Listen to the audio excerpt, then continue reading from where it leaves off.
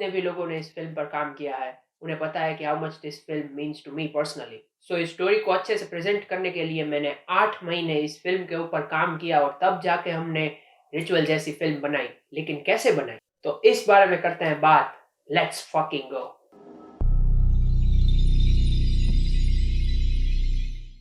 जैसा कि मैंने अपने इंटरव्यू में कहा था कि इस फ़िल्म का आइडिया मुझे जुलाई 2023 में आया था और वहाँ से मैंने ऑफ़िशियली इस फ़िल्म के ऊपर काम करना शुरू किया था। पहले तो मैंने एक आउटलाइन फ़ॉर्म की जहाँ पे मुझे पता चला कि what exactly the story is going to be. Then मैंने सबसे पहले ये स्टोरी अपनी मॉम को नैरेट की and she immediately liked it. And what actually sold me on this idea was कि जब मैं स्टोरी नैरेट कर रहा था अपनी मॉम को, तब वो डर रही थी and that's actually the first time ऐसा कुछ हो रहा था। बिकॉज़ मैंने पहले भी हॉरर फ़िल्म्स बनाई है, लेकिन ऐसा लाइव फीडबैक अपॉन नैरेशन मुझे पहली बार मिल रहा था। So that was quite surprising for me. लेकिन मुझे पता था कि इस फ़िल्म को अच्छे स्केल पर बनाने के लिए बजट चाहिए होगा। At that time I wasn't earning anything, so I couldn't ask my parents to invest any money because उन्होंने कुछ दिनों पहले ही मुझे एक कैमरा गिफ्ट किया था। सो आई सेड कि करते हैं कुछ इसका, लेकिन जल्दी नहीं करनी। That was my main goal. मुझे कोई जल्दी नहीं थी क्योंकि आई रियलाइज़्ड कि इस फ़िल्म में दम है, स्टोरी में दम है।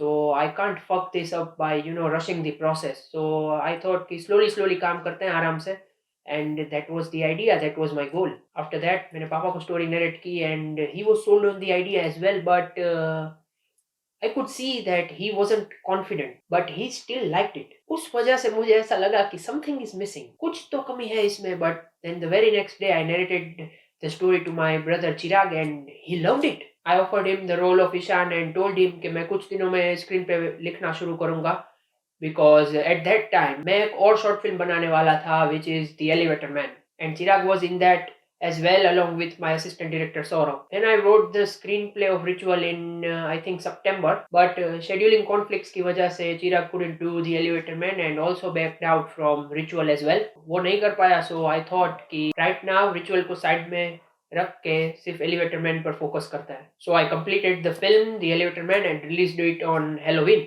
अच्छी बनी वो फिल्म, लेकिन देन आई थॉट कि नहीं, अब तो सिर्फ रिचुअल पे ही काम करना है। So I made a few changes to the story and फिर से नरेट किया पापा को एंड इस बार उनको पसंद आ गया एंड आई कुड सी उनके फेस पर कॉन्फिडेंस था कि इस फ़िल्म में पोटेंशियल है मेरे करियर की सबसे बेस्ट शॉर्ट फ़िल्म बनने का। My father told me that वो इस फ़िल्म को फाइनेंस करेंगे as a producer and because of that I was able to buy some much needed gear and equipment as well.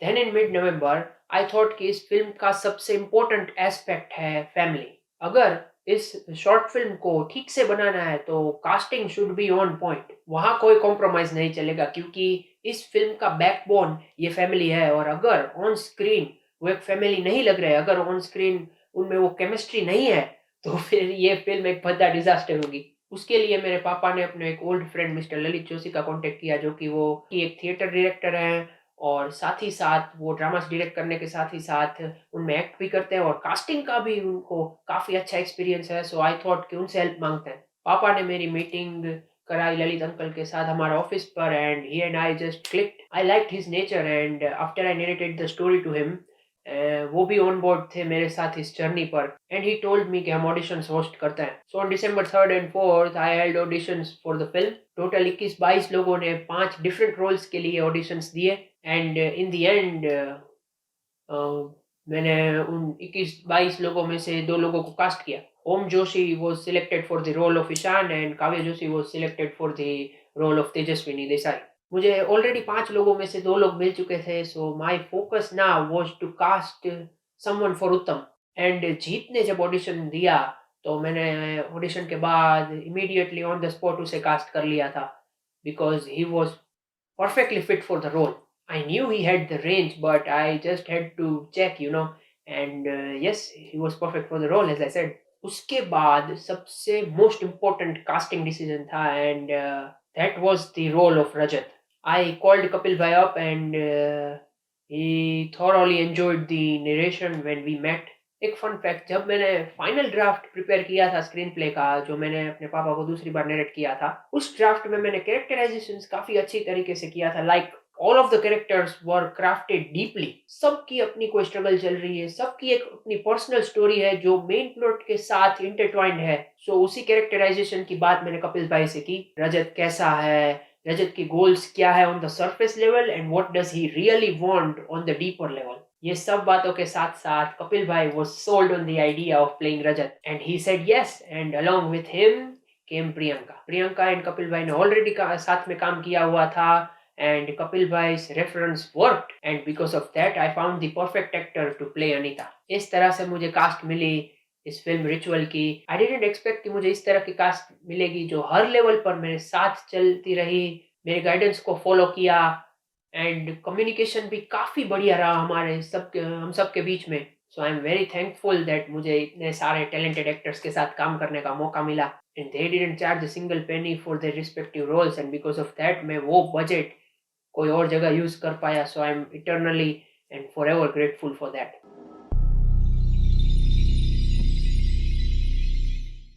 During the auditions मैंने सभी लोगों को बोला था कि there will be 5 days of rehearsals for this 2-day shoot. Rehearsals काफ़ी important और necessary थे because my entire cast consisted of theatre artist. उन्हें कैमरा के सामने काम करने का एक्सपीरियंस बिल्कुल नहीं था। सो उनको ब्लॉकिंग समझाना काफ़ी बड़ी चीज़ थी, और साथ ही साथ ये 8 पेजेस की स्क्रिप्ट सिर्फ 2 दिन में हमें कंप्लीट करनी थी। So we had less time, और रीटेक्स या किसी और वजह से हमारा टाइम अगर वेस्ट होता है तो वो हम अफोर्ड बिल्कुल भी नहीं कर सकते थे। So during rehearsals we went over each scene, जहाँ मैंने समझाया कि कैमरा कौन कौन से एंगल्स पर होगा, कहाँ से कितना शूट करेंगे। I also explain them how I shoot, what my shooting style is, because for me when shooting coverage मेरे लिए काफ़ी इंपॉर्टेंट है। सो हर सीन्स में मैं डिफरेंट डिफरेंट एंगल्स के साथ शूट करने वाला था according to what the scene is, और वो सीन में कैरेक्टर्स क्या और कैसा फील कर रहे हैं। बिकॉज मैंने एक मैप रेडी किया हुआ था पूरे सेट का। सो सबको पता था कि किसे कहाँ पर कितनी जगह कितना मूव करना है। I also went over with the details, जहाँ पर एक कैरेक्टर्स अपनी लाइन बोल रहा है तो बाकी लोगों को उस पर किस तरह से रिएक्ट करना है, क्या वो कैरेक्टर्स फील कर रहे हैं। So that was very beneficial to me. तो रिहर्सल्स के टाइम ऐसा लग रहा था कि we are shooting but without the camera, और वो काफ़ी हेल्पफुल भी रहा। Because when we were actually shooting on set सबको पता था कि उनको क्या करना है, कब क्या होगा। सो ऑन सेट मुझे एक्टर्स को काफ़ी कम बार गाइड करना पड़ा, and that saved me so much time. There were a few shots जहाँ पे मैंने काफ़ी रीटेक्स करवाए सबसे, बट ओवरऑल रिहर्सल्स ने मेरे जॉब को काफ़ी ईजी कर दिया था।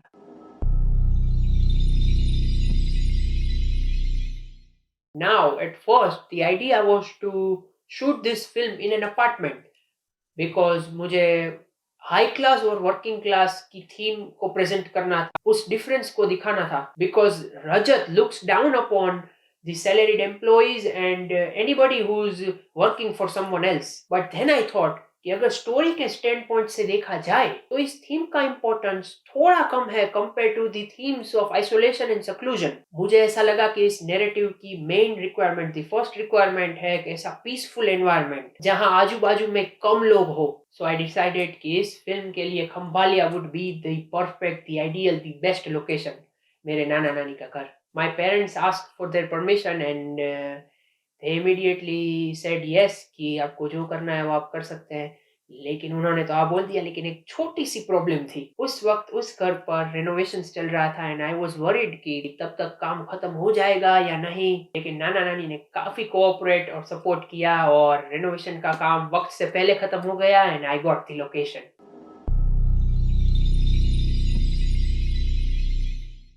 From where I live the location nearly 60 kilometres दूर था, एंड हमारा शूट रात के टाइम होने वाला था। So me, my mother, my assistant director Saurav and one of our actor Jeet left with so much सामान कि मेरी पूरी गाड़ी भर चुकी थी। We left early, we reach there at 2 PM on January 13th, and shooting 7 बजे शाम को शुरू करनी थी। सो जल्दी से हमने सेट ड्रेसिंग स्टार्ट कर दी, क्योंकि शूटिंग से पहले 2 बार मैं ऑलरेडी वहाँ जा चुका था पूरी प्रोडक्शन डिजाइन फिगर आउट करने कि कौन सी चीज कहाँ रहेगी, कैसा हमारा सेट लगेगा, कौन सा रूम किसका होगा, कौन से रूम में क्या क्या आइटम्स होंगी कैरेक्टर्स के accordingly, and how the overall house would look like. I had designed every room from top to bottom. Like जो भी आप स्क्रीन पे देख रहे हो, छोटी से छोटी चीज भी वहां एक रीजन की वजह से है। चाहे वो थोर के म्योनीर का कीचेन हो तेजू और ऋतु के रूम में, या फिर फ्रिज पे एवेंजर्स के मैग्नेट हो, या फिर through out the house charms और विंड चाइम्स जैसी चीजें जो इविल से प्रोटेक्ट करती हो, या फिर यूटेंसिल्स जो आने वाले इवेंट्स को फोरशैडो करते हो, ये सभी चीजें पर्पसफुली रखी गई है। And that took a lot of time, and because of that I think जो भी लोग दोबारा शॉर्ट फिल्म को देखेंगे तो उन्हें हर बार कोई नई चीज देखने को मिलेगी।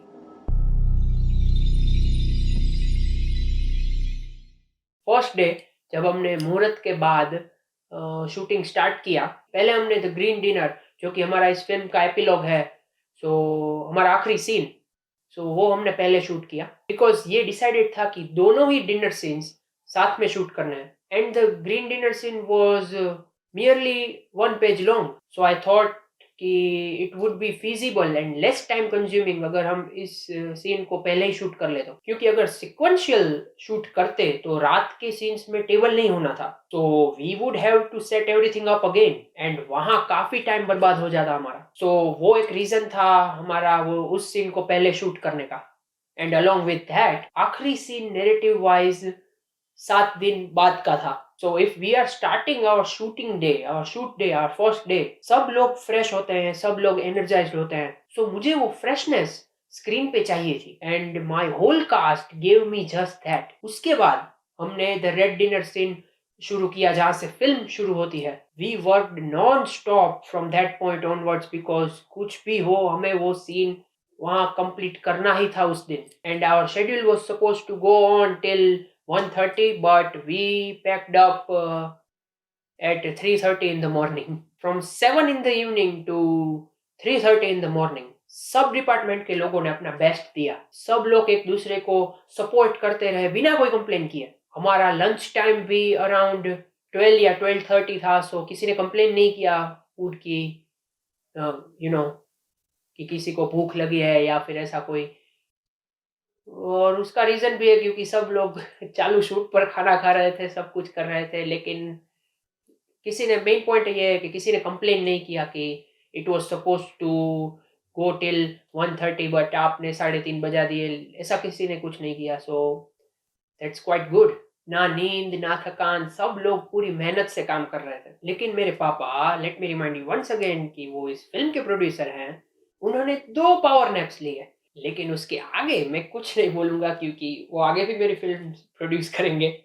But honestly he was the hero of this project. Because of my dad मैं इस फ़िल्म को बना पाया और इतने सारे लोगों ने इस फ़िल्म पर काम किया। So once again thank you for that dad. Now moving on to the next day, our second day. मैं काफ़ी चिल था उस दिन because there was no dialogue in any of the scenes जो हम उस दिन शूट करने वाले थे। So I was pretty relaxed. But कहते हैं ना कि अगर किस्मत साथ ना हो तो मेहनत कुछ काम नहीं आती। उस दिन वहाँ सुबह से लाइट चली गई और शाम को 8 बजे लाइट वापस आई। हमारा शूट ऑलरेडी 2 घंटे पीछे चला गया। जब हम लास्ट पोर्शन तक पहुंचे जहाँ पे लता का एंट्री सीन है, तब तक रात के 3:30 बज चुके थे। लता का रोल पहले से ही डिसाइडेड था कि वो मैं करने वाला था। And I got ready and Kapil भाई and Priyanka did my makeup and I put on the wig and I started feeling the character, you know. मैं एकदम अपने ज़ोन में चला गया था। लेकिन शुरुआत में जब मैंने वो विग पहनी तब मुझे थोड़ा अजीब लग रहा था, बट आई वाज़ प्राउड कि मैं अपोज़िट जेंडर प्ले कर रहा था स्क्रीन पर। तो मुझे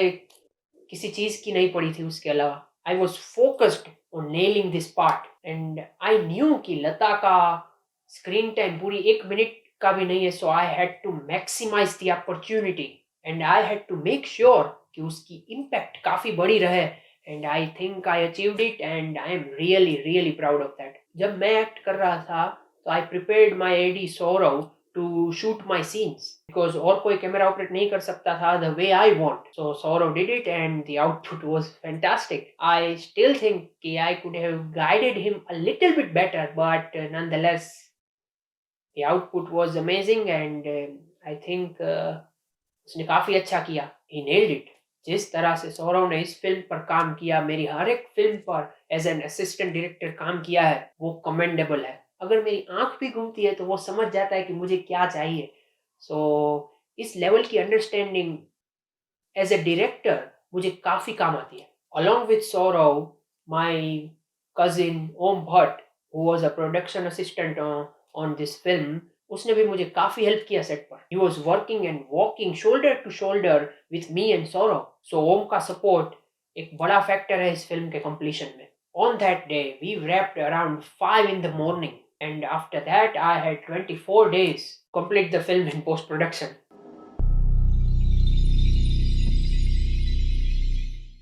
यू सी सबको लगता है कि फिल्म बनती है जब वो शूट होती है, बट ऐसा बिल्कुल भी नहीं है. फिल्म बनती है ड्यूरिंग पोस्ट प्रोडक्शन. आप कितने भी बड़े डायरेक्टर हो या फिर आपने कितनी भी प्लानिंग की है ड्यूरिंग प्री प्रोडक्शन, आप जब पोस्ट पर बैठोगे तब आपको पता चलेगा कि कोई ना कोई गलती आपसे, कोई ना कोई मिस्टेक आपसे हो गई है, और वही गलती कवर अप करना during post production film making का एक इम्पोर्टेंट एस्पेक्ट है और काफ़ी सीखने को मिलता है उससे. इसी वजह से मैं कवरेज लेता हूँ, इसी वजह से मैं 5-6 एंगल्स से पूरे सीन को शूट करता हूँ. तो I have the advantage of playing around with it during post.